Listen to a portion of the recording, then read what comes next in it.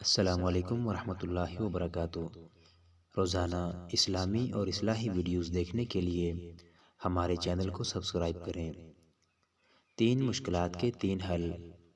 Number 1، اگر شہوت میں مبتلا ہو تو اپنی نماز میں تجدید نظر کرو، ضرور نماز میں سستی کرتے ہوگے۔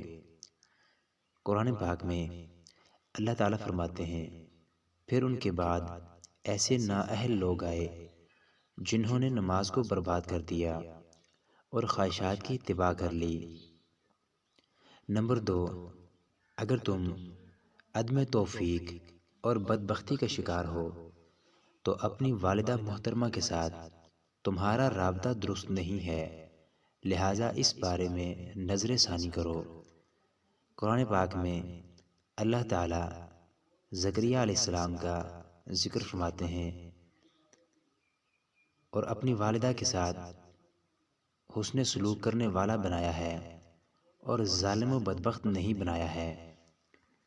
نمبر 3، اگر روزی کی تنگی اور زندگی کی مشکلات میں مبتلا ہو تو قرآن کریم کے ساتھ اپنا رابطہ درست کرو۔